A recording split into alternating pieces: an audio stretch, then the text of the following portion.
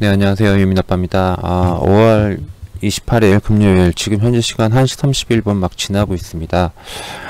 이번 방송은 5월 31일, 5월의 마지막 날과 그 다음에 6월 첫 주죠. 예, 첫 주에 대한 투자 전략, 그런 투자 전략을 갖다가 방송으로 좀 진행해 보려고 합니다. 우선 다음 주의 일정 굉장히 중요하겠죠. 예, 굉장히 중요한데 일단 이번 주의 분위기를 알고 다음 주를 체크해야 하는 게 좀 더 낫지 않을까 이렇게 좀 생각이 됩니다. 자, 5월에 실상 마지막 주였죠. 이번 주. 예, 이번 주를 정리해 보면은 정부가 백신 보너스를 투척을 해줬죠. 예, 앞으로 오는 7월부터 백신을 접종을 확대하면서 보너스 차원에서 거리두기 완화란 당근책을 제시를 했습니다. 7월부터 1회 접종한 사람들의 야외 노 마스크를 허용을 했고요. 특히 실외 다중시설 이용에 대한 인원 제한을 해제할 것이다 라고 발표를 했어요.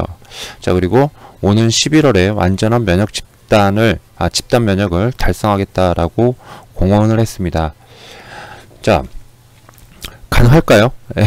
아마 정부가 이렇게 확언을 한 것은 아무래도 이제 8월 달에 삼성바이오로직스와 SK바이오사이언스가 각각 모더나와 노바백스 코로나 백신을 국내에서 위탁 생산을 하면서 본격적으로 대량 공급이 진행될 것이다 라는 기대감 때문에 이렇게 말하지 않았나 싶습니다. 아무래도 가능하겠죠. 예, 가능합니다. 물론 이제 모더나와 협상을 하고 있다고 그러죠. 예, 지금 현재 삼성바이오로직스와 계약한 수억 도주에 해당하는 물량은 해외에 공급될 물량이라고 그래요. 예, 국내 게 아니라고 그러죠.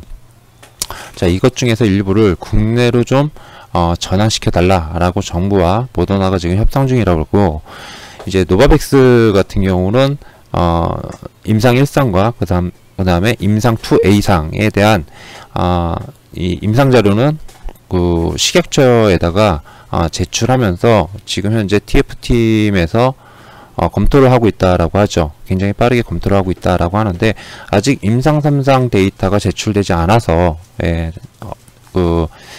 이 판매 승인이 곧장 나오기는 좀 힘들다라는 의견입니다. 하지만은 자, 이 두 개 모두 모더나와 노바백스가 이제 7월 내에 이런 어떤 국내 생산 및 공급 시작 8월부터 요 이슈는 아마도 유효하지 않을까 싶어요. 예, 유효하지 않을까 싶습니다. 자, 이러다 보니 국내에서는 아무래도 이번 주에 그 필수 소비재와 관련된 그러한 업종들이 강세를 보였습니다. 처음에 이제 식품주들이 그 강세를 보이다가 주 초중반 이후부터 이제 화장품을 비롯한 항공, 그 다음에 여행, 그리고 면세점 등 이 서비스 업종과 그 다음에 소비재 업종들이 강한 그런 흐름을 보여줬죠. 자, 사실은 여기서 이 업종들이 실제로 좀 강하게 상승을 해줬던 그러한 이유가 또 하나가 또 있어요. 예. 뭐냐면은 바로 이 부분입니다. 이게 지금 어제 거 자료인데, 보시는 바와 같이 그 위안화 절상 부분이 굉장히 좀 강하게 이루어지고 있습니다. 제가 차트를 갖다가 살짝, 이게 하나금융투자에서 자료를 가져온 건데 굉장히 각도가 가파르죠. 가파른데 이게 거의 그 3년 만에 최저치라고 하더라고요. 위안화 절상이 되면은 아무래도 수입 단가가 싸지기 때문에 내수가 굉장히 활성화된다라고 하죠. 소비 확산이 커진다라는 겁니다. 이렇게 되면은 한국에서의 중국향 수출 물량 중에서 소비재, B2C성 소비재 물량이 소비재 물량의 증가, 수출 물량의 증가할 가능성이 상당히 높다라는 이슈가 있었겠죠.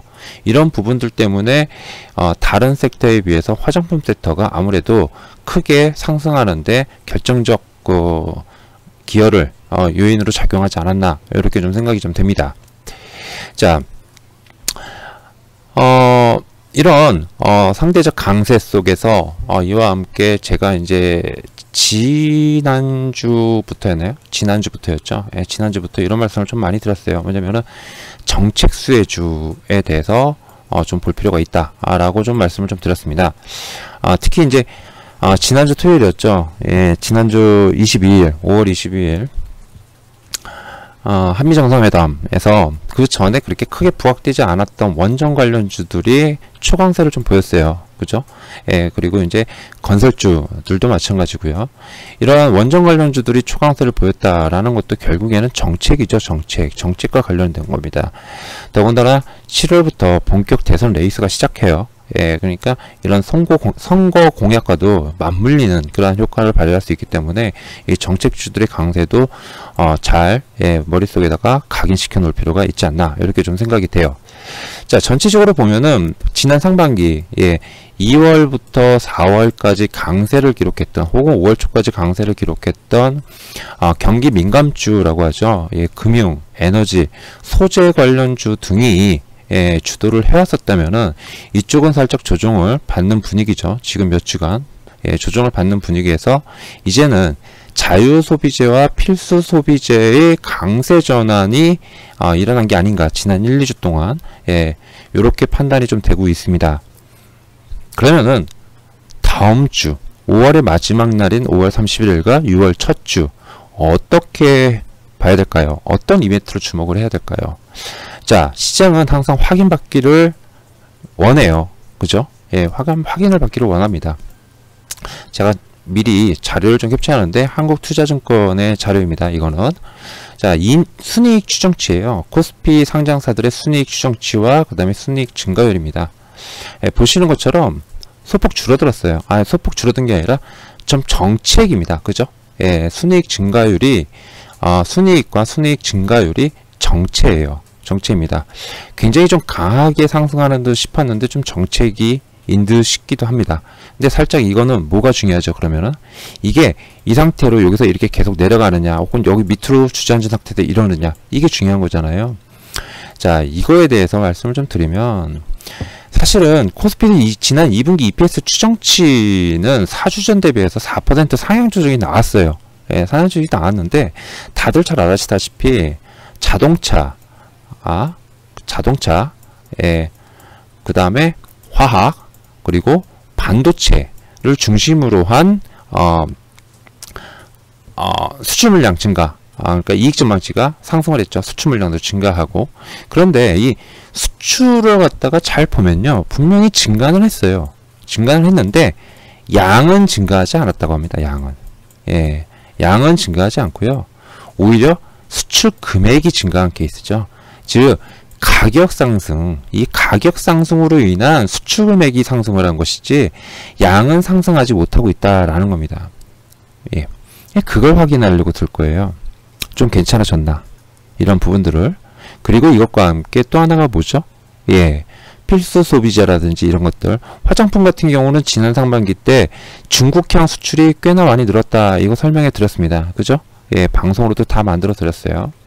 그런데 5월 한 달간 동안은 또 어떤 변화가 전체적으로 있었는지, 정말로 계속 개선되고 있는지, 더 늘었는지, 이런 부분들을 확인해야겠죠. 이런 일단은 추세 전환이 아니라 시장에 어떠한 순환매가 일어났을 때 상승을 주도했던 섹터들에 대해서 이런 부분들을 확인하고, 수출 물량을 확인하고, 수출 물량과 금액을 확인하고 개선이 됐다 이러면 이익 전망치가 어떻게 돼요? 확 뜁니다.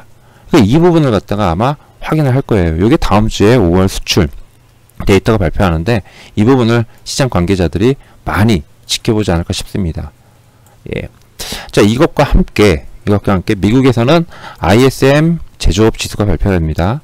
요 ISM 제조업 지수가 지표가 아니라 지표가 발표가 되는데, 여기선 중요한 게 이제 요 최근에 공급망이 무너졌다 이런 표현을 하잖아요. 그죠? 예, 이 공급망 훼손 부분, 이 공급망 훼손 부분이 어느 정도 해소가 되고 시작했는지 이런 여부를 갖다가 따져보려고 들 거예요. ISM 제조업 지수, 이것도 굉장히 중요할 거예요. 특히 국내에서는 뭡니까? 자동차, 그 다음에 반도체, IT 부품, 이런 것들 전반적으로 다 걸쳐져 있기 때문에 굉장히 중요한 그 요인으로 작용할 가능성이 상당히 높을 겁니다. 그러니까 이 ISM 제조업 지표가 발표가 될 때 꼭 챙겨볼 필요가 있고요. 그리고 마지막으로 다음 주에 오펙 회의가 있어요. 오펙 플러스 회의가. 근데 이 러시아에서 뉴스 보신 분들 많으시죠? 러시아에서는 증산을 요구를 하고 있어요. 근데 사우디를 비롯한 오펙 주요국들은 증산에 대해서 부정적인 그런 생각을 가지고 있습니다. 왜냐?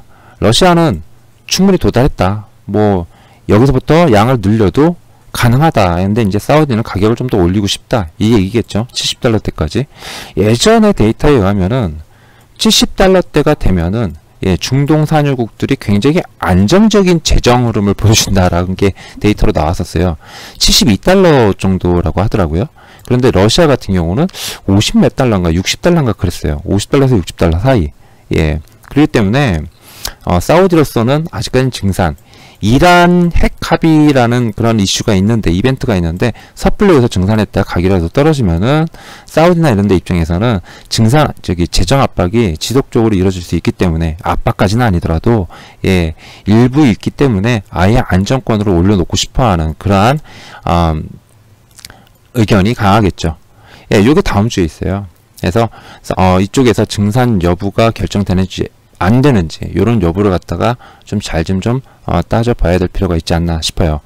국제유가가 상승하면 당연히 뭐 정제마진 상승이라든지 화학주라든지 아니면은 뭐 인플레 관련주죠. 인플레 관련주 결국엔 인플레 관련주에다가 이제 경기 민감주다라고 할 수 있는 여러 가지 그런 산업과 그 다음에 특히 국제유가에 연동된 그러한 산업이 우리나라에 큰 게 이제 두 가지가 더 있죠.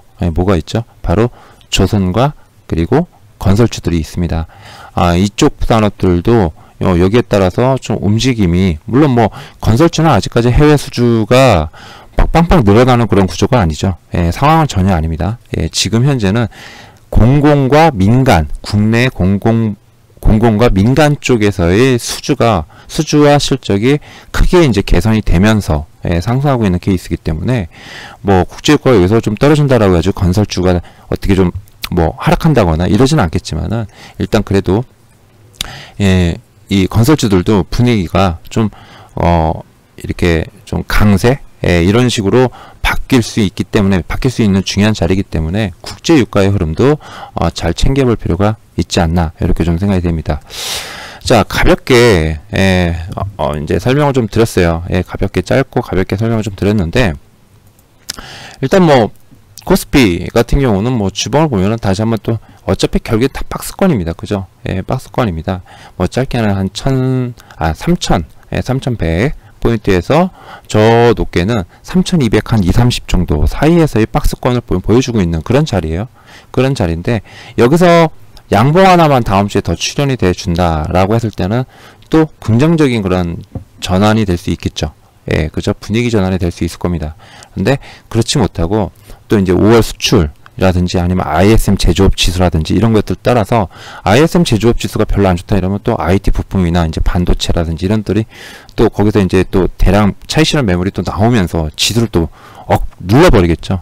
눌러버리고 오히려 이제 뭐 결국에는 뭐 필수 소비재라든지 자유 소비재, 이런 어떤 소비재와 관련된 그런 섹터나 이제 정책 관련주라든지 이런 데만 강한 그런 유지를 해주면서 지수를 갖다가 방어해주는 그런 역할을 해주지 않을까 싶습니다. 관건은 ISM 지수와 ISM 제조업 지표, 와 그 다음에 5월 수출, 여기에 따라서 다음 주에 어떤 빨강색이냐 파랑색이냐 혹은 내내 보합이냐, 한 바퀴 돌고 위아래로 돌고 보합이냐, 요게 결정이 되지 않을까 싶어요. 자, 요렇게 방송을 좀 마무리하도록 하겠습니다. 이상 유민아빠였습니다. 감사합니다.